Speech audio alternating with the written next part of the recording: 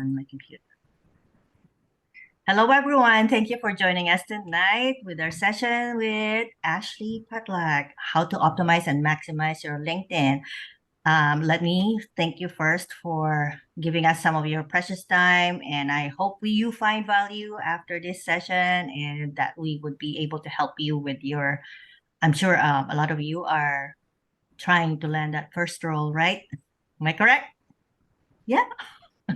So without further ado, I am going to hand over actually the floor to Ashley, and she will be introducing herself. She works for Lorian, and I'll leave it up to her to make her introduction and present to you what tips she has for your LinkedIn. Thank you so much, Lori. Much appreciated. Yeah, like Lori mentioned, my name's Ashley Putlack, and I do work for Lorian Global. We're a part of a bigger company named Impellum Group, and we really do all things staffing and recruitment. Lorian focusing on IT mostly, and my team specifically focusing on Salesforce. So if you are ever looking for that next role or some resume advice, LinkedIn tips and tricks, please feel free to reach out to me or any of the recruiters on my team. We're happy to help. The market does dictate a little bit of the roles that we get, but we're always happy to help forward market profiles around, see what we can do to drum up new jobs for good people. So please put us to work. We are always here. Myself personally, I started out as a recruiter about 2 years ago now, and my team was very startup mode, so I saw that there was a need for creating more jobs, more so than finding great candidates. So I did swap over to the sales side there and do a lot of more client direct work now. But through that, I've looked at thousands of different LinkedIn profiles and resumes and really just gathered what I think is some of the beautiful basics around LinkedIn. And I'm happy to share all of this with you now.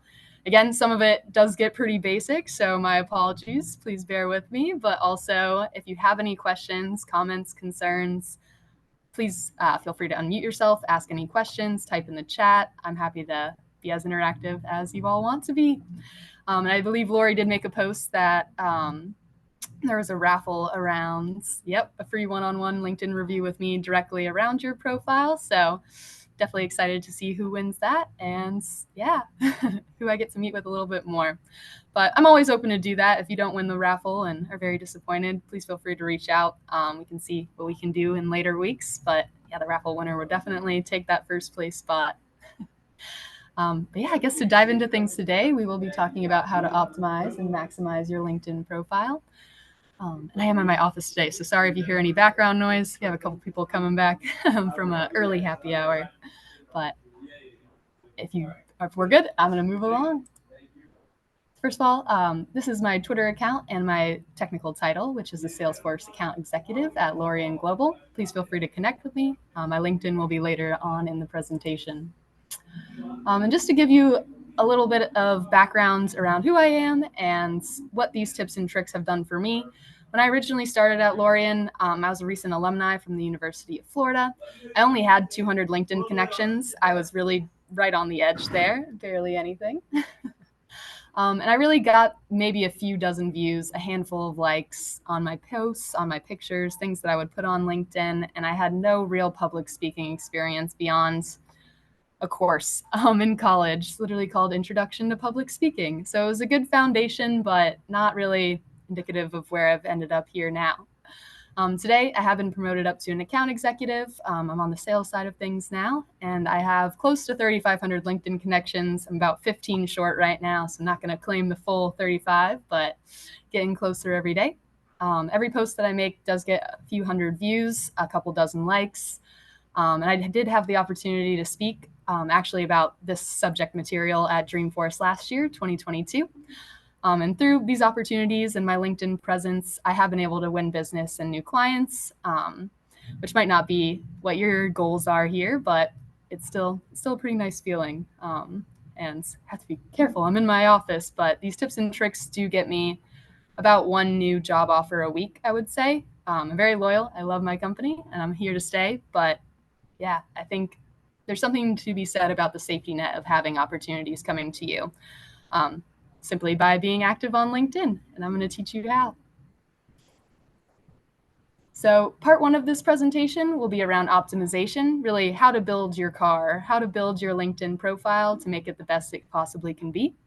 And then part two, once you have your car built and ready to go, it's time to drive it. Let's see how fast you can go and how quick you can get around those corners. So first and foremost, we do have first impressions. This makes up your profile picture, your banner, and your headline title.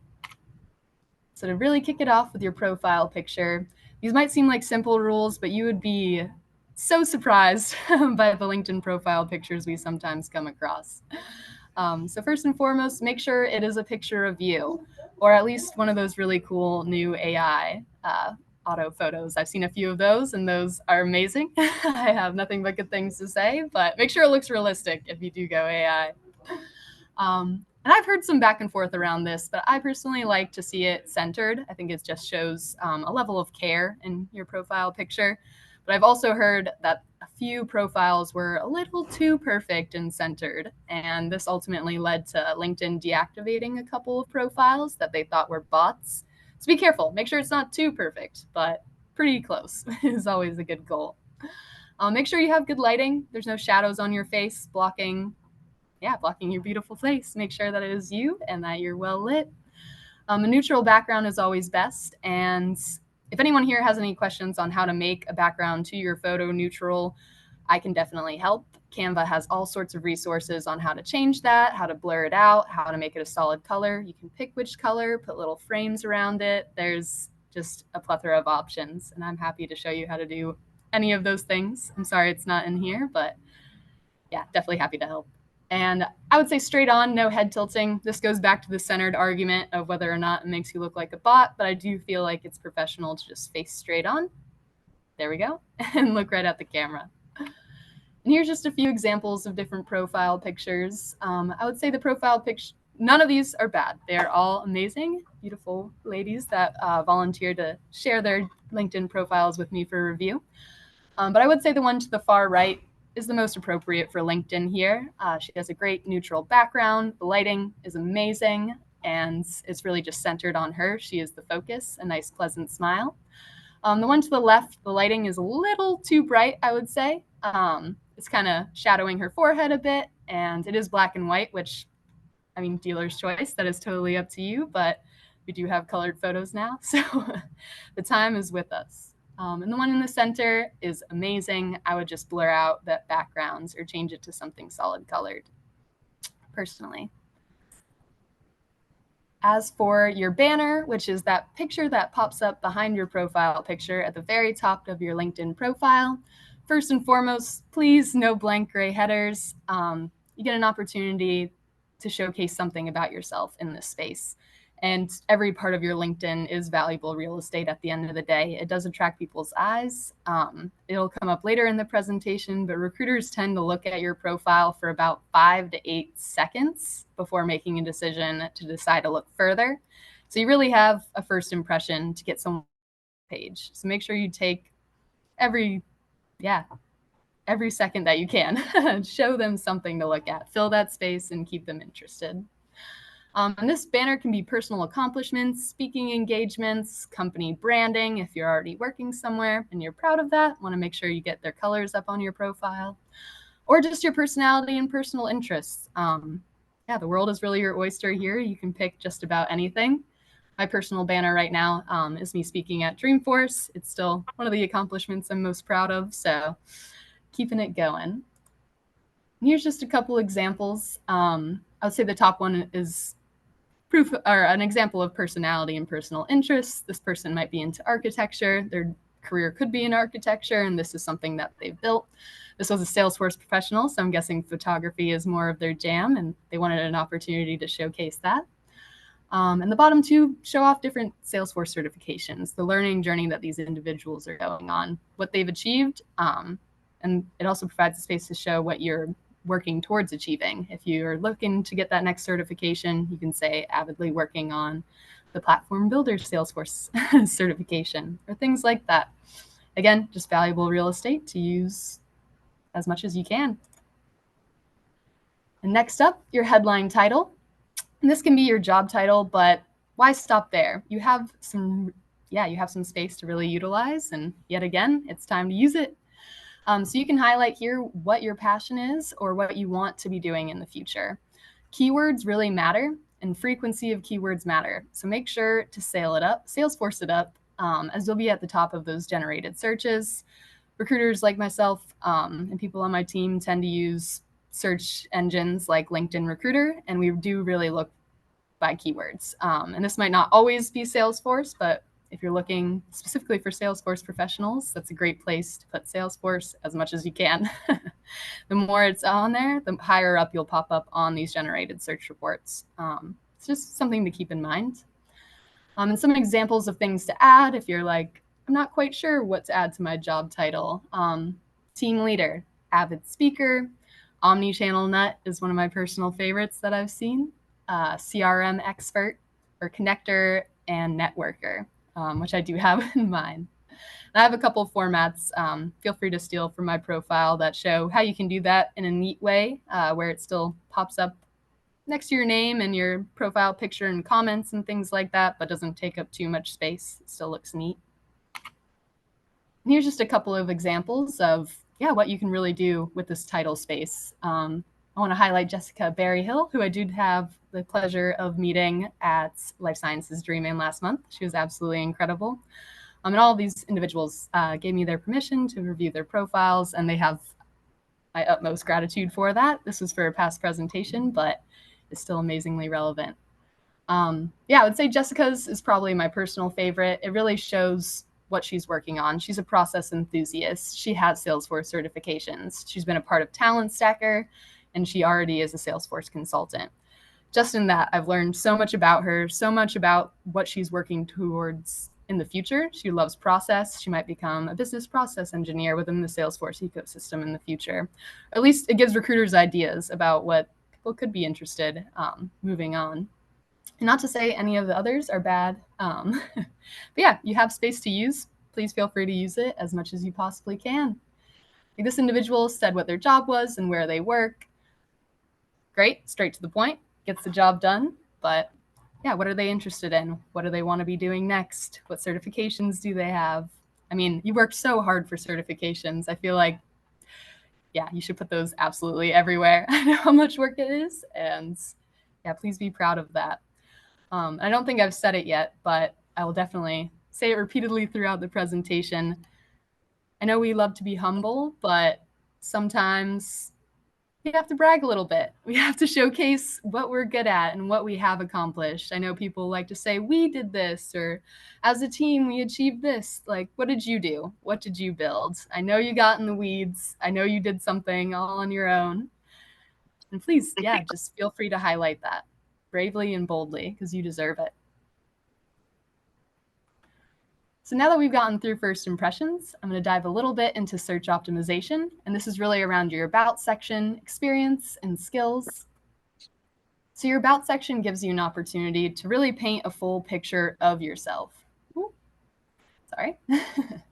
And here you have a chance to add an action and a point of contact, which I feel like a lot of people don't always utilize in their about section. Here you can put, if you have openings for Salesforce administrator at the junior level, please reach out to me here. Sorry. Verbal. Sometimes it's physical, but I didn't. Apologies.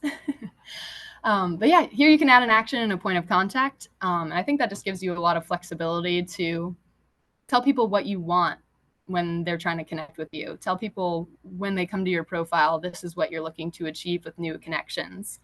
And if you're not looking for that next opportunity, you can say, if you ever want to connect for a virtual coffee, please reach out to me here or click on my Calendly here. It would be great to meet other professionals within the space and talk more about X, Y, and Z. It doesn't always have to be about a new job, but you can also tell people, I'm in the market for these opportunities. Please reach out to me right here during these hours. You can make it as specific as you want. And it's right there for everyone to see. And this gives you a chance to highlight your core competencies, passion points, personal interests, continued education courses, specialties, etc. The options are limitless here. And this is your opportunity to give people an idea of your personality, who you are, and what you want out of connections in your network. I once met a guy, very amazing Salesforce professional who practiced Taekwondo in his spare time. He was a black belt, in my opinion, a certified ninja, and it was nowhere on his profile. He spends hours every week working towards this. It's something he's incredibly passionate about. And yeah, it doesn't have to do with his day-to-day work and job, but it does show what kind of person he is, what sort of dedication he's willing to put into things.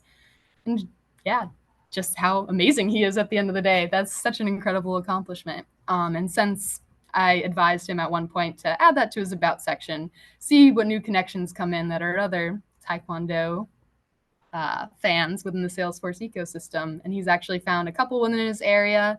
They've had the chance to work out together, talk Salesforce, do Taekwondo, and I'm not sure if those will be his lifelong friends, but it does open up doors for that chance, if that makes sense. And most importantly, please make this about you. It is a whole section to talk about yourself, about you, what you want from your connections and new connections, and yeah, really who you are. Make sure to paint a full picture and use this space wisely.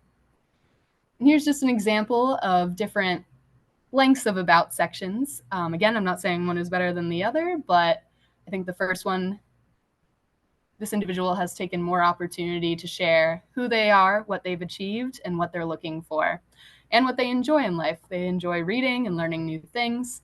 This is someone that's going to be constantly pursuing new certifications, constantly pursuing new methods and new learning avenues. Yeah, sometimes it's more about what you say on here. It gives people ideas about who you are and your personality before they even get the chance to meet you. The bottom one is amazing, but very geared and motivated strictly towards work. So not bad by any means. It shares what they've done within Marketing Cloud. Absolutely amazing. But there's just more to share. And next up, we do have experience. And I just want to highlight that this should really be around deliverables, how you led a team, how you increased effectiveness, what you built, what you did. Again, we is great, but what did you achieve? How did you swing the meter? How did you affect process, affect change, and make people's lives better? Because that's what Salesforce professionals are here to do. We're here to make everything more efficient and more effective. How did you do that? And how, why, let us know. And this lets people know what you can do for them next. A good method to kind of pursue here would be to list your responsibilities, and then around each one, ask yourself, so what, 3 times. This will really get you to the how and the why of why you're doing that responsibility and how you're doing it. This is a very simple example around customers being upset, but it works in the Salesforce ecosystem as well. You could say that your responsibility was deploying a new instance of Marketing Cloud. So ask yourself, so what? Why did you implement Marketing Cloud? The so what was, this was a new cloud that our team really needed. We needed to increase the automation of email marketing, and we have done that now by 90%. All right, amazing. So what? Why were you doing that?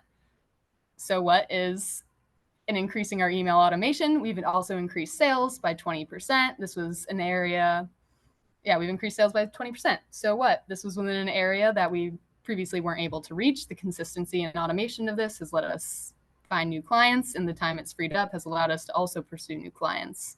Again, so what? In doing this, we've won 4 new clients, and we've done this. Like, it really just starts to tell a very detailed picture very quickly and snowballs into your story. So if you get stuck writing your experience section, please give this a try.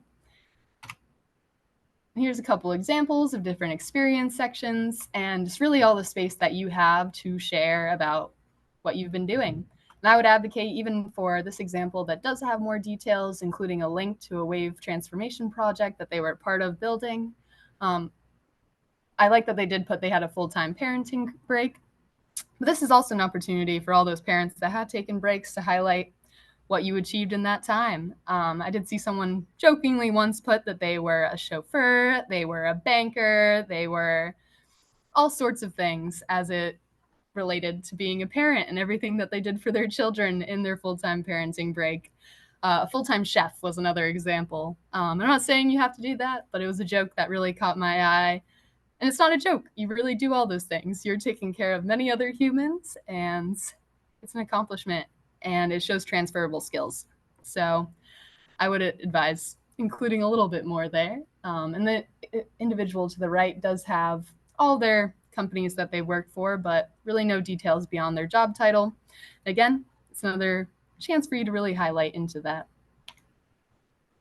Next up, we do have your skills section. You can showcase up to 50 skills here, but the top 3 are shown on your profile before you click into them. And you can rank these. You can drag and drop and pick which skills show up first and foremost.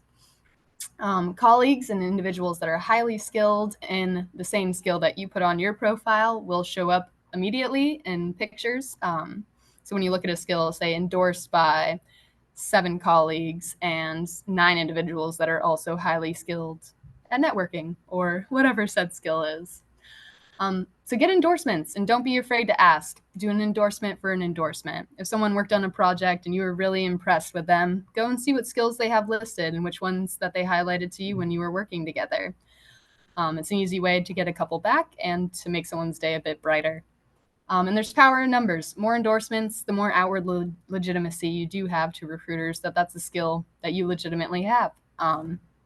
It snowballs. The more you get, the more advocacy you have publicly, which really starts to add up in a recruiter's eyes. So again, just a couple of examples of what this section looks like. You can see here that mutual connections will also show up. If they're not highly skilled or not employees, it'll just show up as numbers. And here's some examples of people who are highly skilled at this. Those will show up in pictures. I'm sorry, I don't see any with the company shared, but those will also show up. It'll say 8 from Lorian liked your or endorsed your skill. So just keep that in mind. Just makes it a little more personalized. And if you do have coworkers liking and endorsing your skills, shows that you're applying those skills to the job that you've been doing. It's great to have friends come in and endorse things, but you really can't beat a colleague endorsement in my eyes. Just so someone that you worked with was publicly willing to endorse that you're really good at those things, which always goes a long way. Next up, we do have credibility, which includes recommendations and certifications. A lot of times clients do require recommendations or certifications. It really does build the utmost credibility in a person. So recommendations, we recommend shooting for 5 and 5. There's no perfect number, but this is a good place to start. Received recommendations act as public references. People were willing to put their name publicly out there supporting you for all time. Recommendations do not go away unless they're deleted. So I think it really speaks to the impact you made on that individual, you made on that project, whatever they're speaking to. It really just does the most of good. You might think, why give a recommendation besides to get one back? I think given recommendations are just as important as received recommendations. It shows that you're a community contributor. You care about your colleagues, supervisors, underlings, career and their next move and the work that they have done with and for you. There's nothing nicer than receiving a recommendation. This example shows that. I did once give LinkedIn advice to Brittany Benson Townsend around around an interview that she was going for. She wanted to make that next step at the company she was at, but she wasn't quite sure what title to go with. And it was amazing. Following up with her after Dreamforce, getting to chat with her and share some of my opinions. And yeah, she left me this recommendation that I still can't read without tearing up. So I'm not even going to try. I'm really happy to share it with you here. But yeah, make someone's day, make someone's month. A recommendation goes a long way. So consider giving and getting. And here's just a couple examples around what received and given recommendations look like on your profile. It is nice to see sometimes when it matches, when someone who has received a recommendation gives one back to that same individual. It's not a requirement. These can be given freely. But yeah, really just, it speaks so much. It is a public reference. And I know lots of employers ask for references. And sometimes this can cover that need since it is public and it is, legitimate. Next up, we have certifications. The biggest question I have to ask here is, did you work hard for these certifications? And do you want outward and immediate legitimacy for your hard work? The answer should be yes. I very much hope so. And this circles right back to don't be humble. There's no need for it here. These people are all online, and you have to showcase yourself and your skills as best as you can. So please, please, please, please highlight your certifications, put them in your title, put them in the certification section of your profile, add the credentialing ID numbers. If recruiters do have requirements around what certifications are needed, they will have to check in Trailhead and cross compare. If you put the credentialing ID numbers, you make their life way easier and also prove that you have it. Sorry, Lori, what's up? Yeah, I have a question. So if you do have other non-Salesforce certifications, how should you arrange your sales the certificates, and should you group together the Salesforce versus non-Salesforce? And is there a way to do that? Is there a technique? I'll definitely have to look into that more. I'm not sure if you can order them in the same way that you can order skills. I do believe they go in chronological order automatically. But I don't think there's any harm in having certifications that are outside of Salesforce, especially say you're a project manager that works primarily with Sales Cloud. I think having a Sales Cloud consultant certification as well as a PMP goes a really long way. And yeah, you can never be too over certified, in my opinion. And if you have it, share it, be bold and brave about it. All certifications are incredible. But I will look into that more, and I'll post some answers in the chat after I get a little look around. Thank you. Thank you so much, Lori. And just a couple examples and pictures of different certifications. And this does play into your question here. We do have someone with a Microsoft Office Specialist Excel certification from 2019, as well as their associate, and a Business 101 business writing.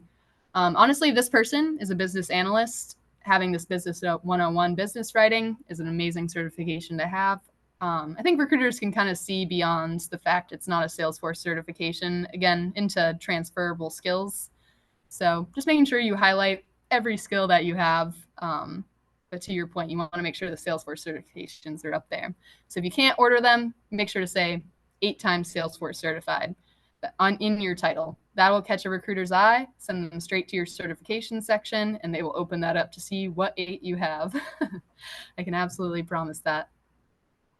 And yeah, put your Salesforce super badges on here. I think we all know super badges are incredibly difficult to earn. So be proud of every accomplishment. Make sure to highlight everything that you've done and everything that you've spent your times towards. It's important to brag about yourself a little bit here. And to really, yes, Greg? Hey, just a quick question since you brought up super badges. I've seen some people put super badges under certs and licensing. I've seen other people put them under like education. Is there a preference or a better avenue, or like which one would be better to list your super badges? I've never personally had a super badge be a requirement for any job opportunity. But I think having it in either space is great. I would probably say certification's a little more so than education, but it really depends on your view of it as well. It does take some credentialing to achieve, but it also is a learning course. Maybe you can put it in both. Really just double down. I don't know if there's a better option there, to be honest. But thank you for asking, Greg. I think either's fine, as long as it's on there. Amazing. And to shift quickly into a deep dive, this is really around your featured section, projects, and the add if you have sections. So featured posts, these will be the posts that you want most visible on your profile, as they will show up prominently at the top of your activity.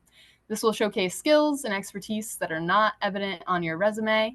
And some things that you can feature include your developer org, if you have one, portfolios, again, if you have these, presentations, personal achievements, life events, job postings, LinkedIn Lives, blog posts.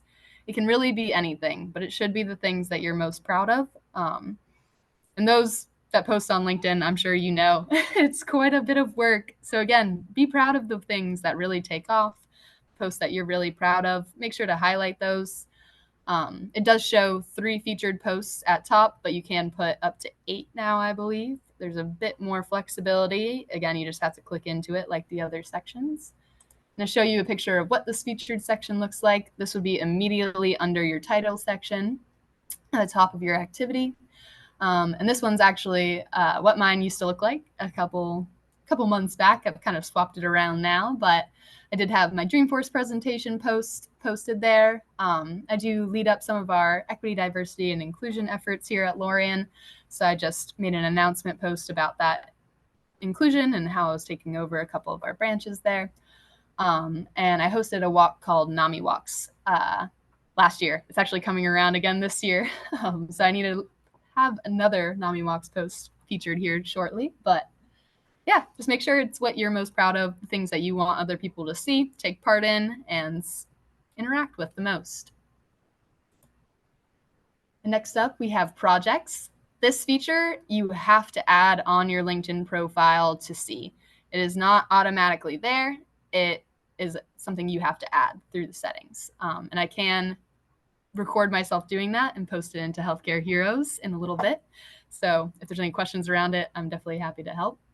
And in this section, you can include projects that you are most proud of your contributions to, and include the projects that you have the most to say around, because I believe you get up to 5,000 characters here, which is really unprecedented on LinkedIn or any of the other spaces that you can use. You can link in different links to the project. There's all sorts of examples. Say you're implementing a new cloud. You can include this project. You can say who else worked with you on it. I could add Lori and say, me and Lori implemented this cloud, or me and Lori did a presentation together in the future around this, that, or the other thing. There's a lot of flexibility here, but again, it's a must-add section to include. I have not done my due diligence. I said I was going to put one of my past presentations as a project, and I still haven't done it. So if you see those recordings, I'm very apologetic about it and still working on it. I will have that added as a project. Here's a little example of what it can look like. What? I have a question about the project. So a lot of us, especially in the Healthcare Heroes Force group, a lot of us don't have actual experience yet, the paid ones, or even volunteer projects is kind of hard to find. So are we okay to post, let's say we built a personal project that might mimic, it can be a theoretical project with a hypothetical business, let's say, and then we created a project. Is that okay to put there? I would say 1,000,000%. I wouldn't highlight it as a project for an external company or anything like that. I would mention that it's a personal project. You're passionate about Salesforce. You wanted to build this. You wanted to explore this avenue. Yeah, I would absolutely add that 1,000,000%. It just showcases what you're capable of already and what your learning journey looks like. I'm sure quite a few of you probably have some sort of portfolio. Again, you can post this on LinkedIn with links and feature that post at the top of your profile. It'll give recruiters access to looking at directly what you've done. I'm sure you've all have achieved really impressive things. And also, I think it's important to continually post on LinkedIn simply from the fact that people are forgetful by nature, myself included. And even in different presentations where I'm reflecting on the year with some of my superiors, I always go back to LinkedIn. I always look through what I've posted, and I always find hidden gems of things that I forgot I even did. So at a certain point, it just becomes a log of who you are and what you've done. And yeah, it's just something to keep in mind as you consider posting more. These are some of the add if you have sections. And that includes volunteering, publications, languages, and licenses and certifications. We did kind of go through licenses and certifications already, but again, something you have to add to be able to see. Similarly to projects. This is kind of what this looks like. If you've been volunteering somewhere, make sure to include that. Shows what you do with your extra time and in your extracurricular hours. And it's just a really great thing to do. Again, with languages, speaking another language is incredibly impressive and something that should be highlighted. And it also showcases your capabilities. Say you're working for an international company, you do have that flexibility to communicate across different populations, different people. It's really impressive. Same with certifications and all of the above. Add them if you have them, especially publications too. If you wrote a book, I mean, please post that. That is so incredibly impressive. Even if it was something outside of Salesforce in your past career. Again, it shows transferable skills and capabilities that can be utilized in different avenues. And we officially have made it through part 1. That's kind of the optimization idea of how you can improve every section of your profile. And once you start putting these tips and tricks into use, you can really start considering maximization and how to make the most out of this new car that you have helped build, or built pretty much all on your own.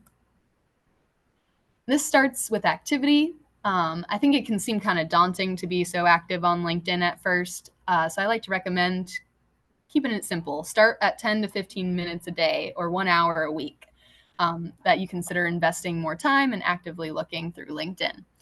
Just so you know, when it comes to activity and the algorithm, posting gets the most attention, comments the most attention and activity and interaction after that, and likes get the least.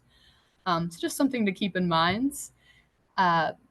This lets you bring activity and hidden opportunities to you just by being present and engaged. And you can really pick a couple and engage. And a couple being influencers, companies, groups, schools, the things that align with what you're doing now or where you want to be next. That's what I would consider most highly. And I did include some of my content performance. I really wanted to put this to the test and see what being active and posting 3 to 4 times a week on LinkedIn, where it would get my activity and my results. And this was really just over a month. It was the second month into posting consistently, so it's a little skewed in that regard. But yeah, the more consistent you are and the more activity you do have on LinkedIn, the more profiles and engagement you will just drive to yourself.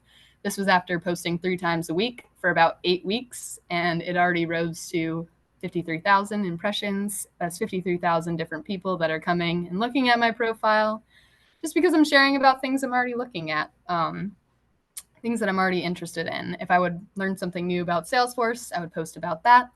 If there was different Unity, diversity, equity, and inclusion months or events like mental health awareness, or even this month is Hispanic Heritage Month. There's all sorts of posts you can do about those things if that is your passion.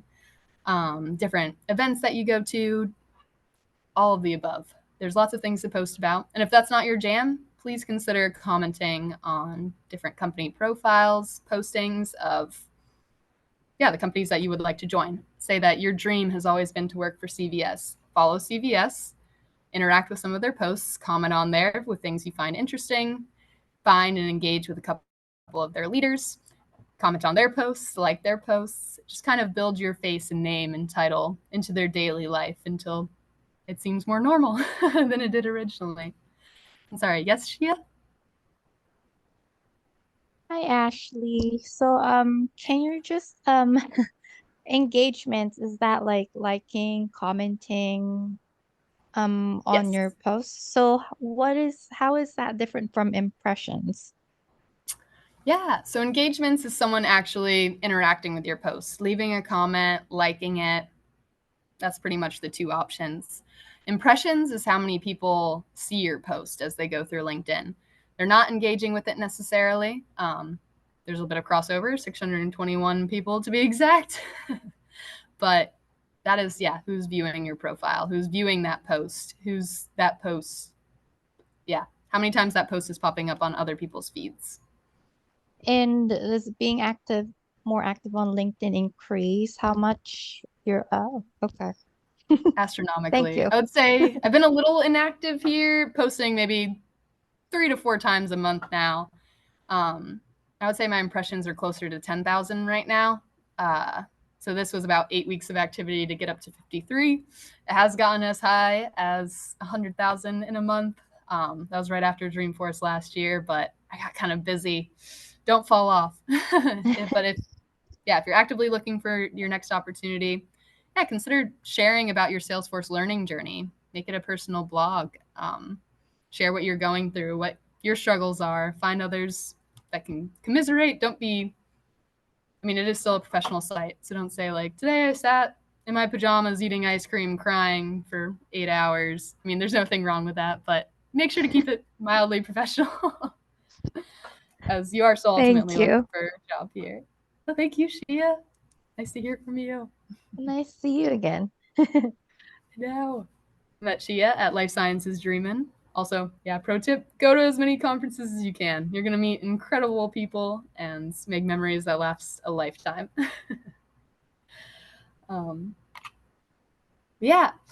So first things to first, that was activity.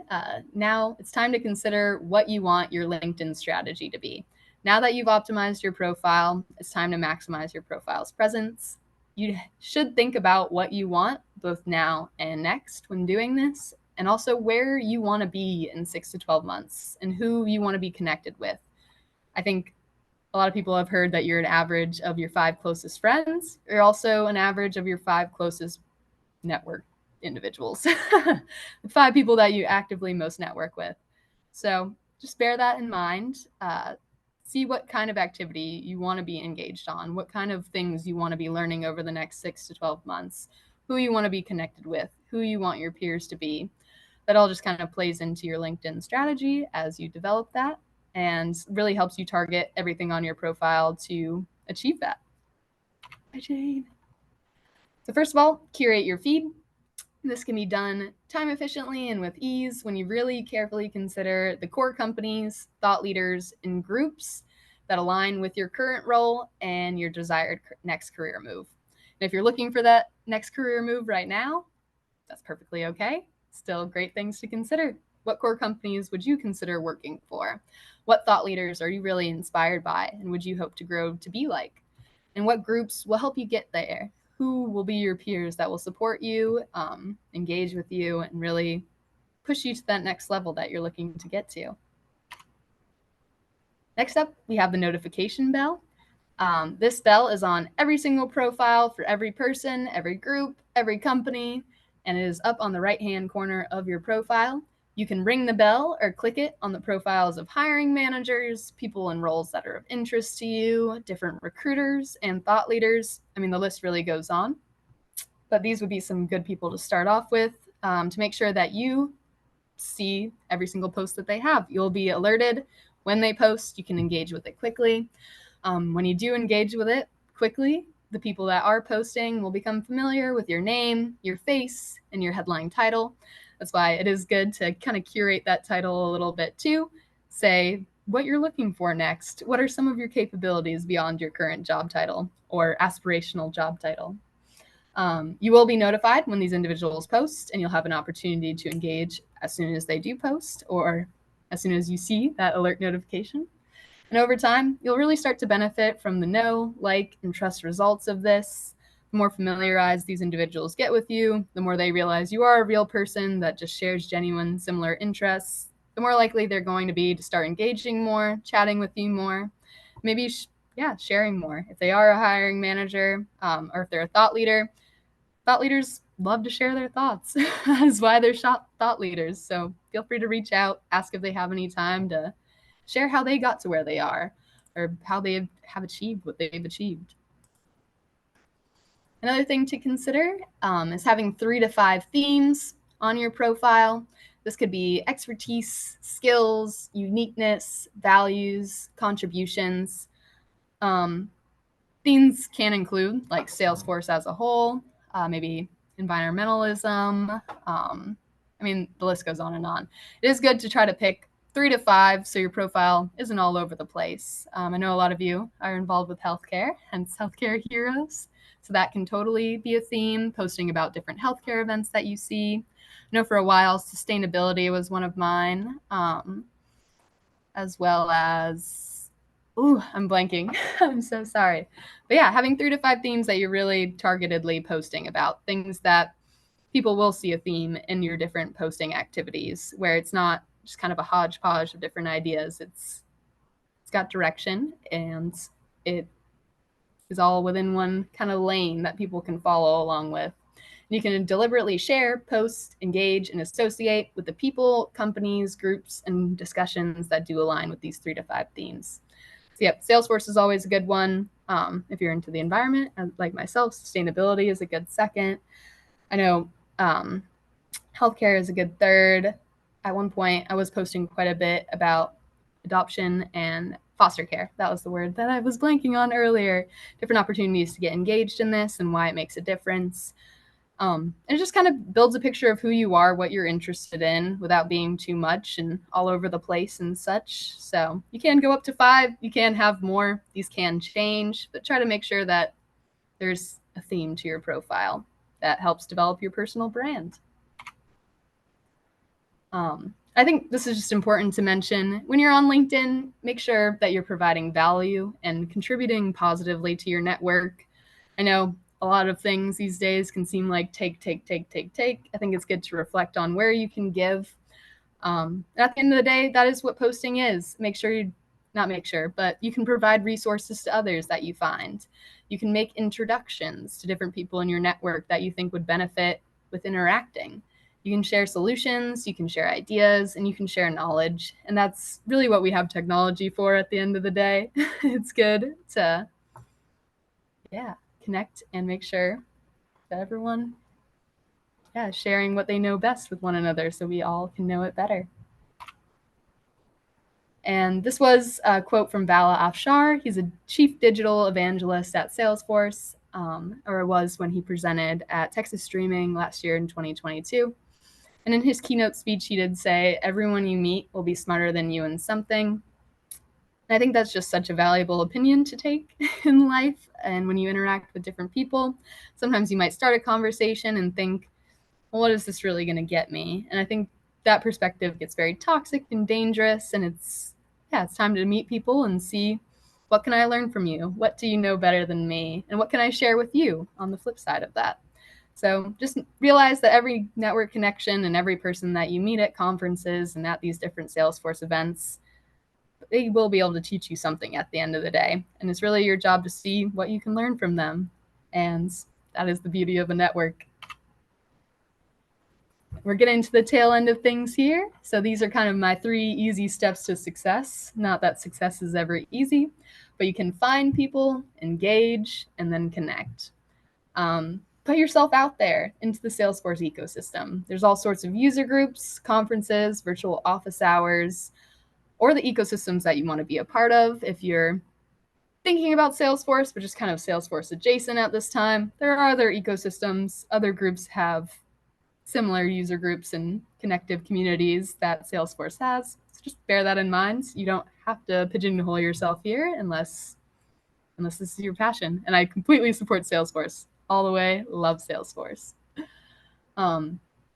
Really be present in the spaces that you're already in. How many groups are you in that you've never posted anything or tried to interact with any of the other group members? Be open to getting to know others and learning about them, about their experiences, how they do things, how they view things, and utilize and partner with recruiters. I'm not just saying this because I am a recruiter, and don't feel like you have to come to Lorien. We're happy to help. Please do come to us. But I would say working with any recruiter is ultimately beneficial, even if they're a bad one. And again, that gets back to you can learn something from everyone that you interact with. Say you're talking to that absolutely sharky recruiter that you can't bear to be with for just one more minute. But think about the fact that you could practice interview technique styles with them. You can practice your pitch that you're going to use on future interviewers. You can get some opinions from them about what roles they think you're best suited for upon reviewing your profile. Like, there's always something to gain from every interaction, even if you don't necessarily want to be in that interaction. So just bear that in mind. And 70 to 80% of people are actually in roles due to networking, and over 70% of roles are not actually posted publicly anywhere. So recruiters do have access to these positions. They do have eyes on roles that never make their way to LinkedIn. So it is kind of good to just see what's out there, see what they have, see what they can do for you at the end of the day. And yeah, I would highly recommend participating in networking events of interest to you and posting about these professionally. It really just helps you start to build your own personal brand. And I know a few of us are introverts, like Lori and myself, but they're not too bad. You get to meet a lot of cool new people and really enjoy your weekend afterward, tucked in bed with a book and some hot tea, or however other introverts enjoy their free time. And yeah, that's pretty much all I have for you today. Thank you so much. I did include my Lorian website, email, and my LinkedIn. I would love to connect with literally anyone here. If you have questions, please feel free to ping them to me. I think my computer's within like 5 minutes of shutting down on me, which I am so sorry for, but I can take a couple questions now before that happens too. Yeah, it's just If been a anyone pleasure. has any speaking with all of you. questions, fire away. I am very thankful, Ashley, for giving us some of your time to present this. And I really love that you emphasize that providing value and getting yourself out there in the various communities that are, like the Trailblazer community. Now that I have experienced speaking, I just want to share this. Now that I have experienced speaking at a smaller event, not Dreamforce, I realized that if my prior presentation, my being active in the various community groups, and not only posting about the takeaways that I would get from a session, let's say that I attended, and thanking the host and the speaker, that kind of cemented my relationships with them. And then later on, as you know, I was having more ideas in my head as to what value I can provide if I volunteer to present a webinar. And my the real test was not presenting in my own group.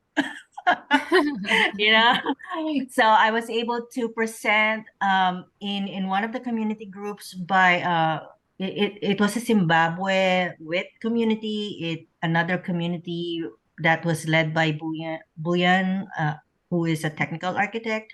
He has a like a SFDC something on the Trailblazer community that's targeted to helping newbies. And then I tried to suggest a topic for the Salesforce Talent Alliance career cohort, and the acceptance of my topics and the practice that I got from presenting in those small groups gave me the confidence to present during the Life and Sciences Dreaming event, which was in person, not virtual. So I kind of just tried to imagine that I was talking to people much like I would do in virtual. And so if you are targeting to be a speaker also in those events later on, it helps with your visibility. So you can start now. I mean, what are you good at? Let's say you have figured out how to expose a screen flow onto an experience website. Do something like that. Offer a workshop. That's something.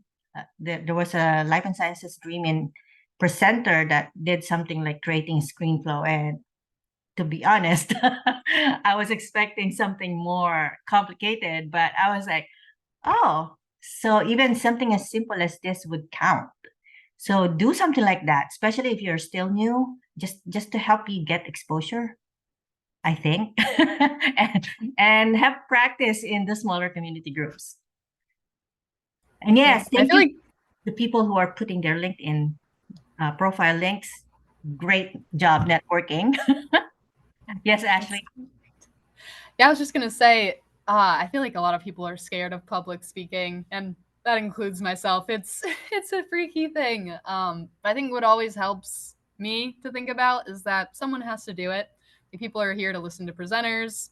People are here to listen to different content. Sometimes the person you're supposed to be presenting with gets sick. Like, someone has to do it. It might as well be you, and you're actually taking pressure off of other people by taking their place and doing it. Yeah, That's and how I like I to do it to realized make myself feel better. I realized too that a lot of the hosts if they want to do these sessions regularly, they are on the lookout for people who are willing to present, and it doesn't always have to be too technical. Sometimes, most of my topics are like targeted to the newbies, something like how do you get that experience? How do you show what something like that. So yeah, just get practicing. All right. We're on the 7 o'clock mark. Thank you so much, Ashley. Thank you for the ones who attended. I am going to do let me share my screen. Wait a minute. Let me share my screen for the raffle.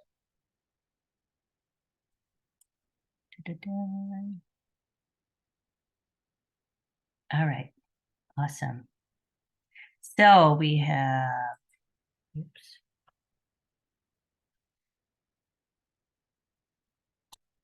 You're all witnesses, okay? I'm gonna spin. And this is for the one-on-one LinkedIn review with Ashley. Thank you so much, Ashley, for agreeing. Ashley, congratulations. I'm gonna take a Yay. screenshot of that so I have a proof of who won. All right, so Ali Amin. I would suggest that you reach out to. Are you connected already with Ashley? I would suggest that you connect with her and start the scheduling for that one-on-one. Congratulations. I'm messaging you now, Ali. Perfect. Thank you so much. All right. And if you will have any other questions, feel free to ping us. I might have questions too.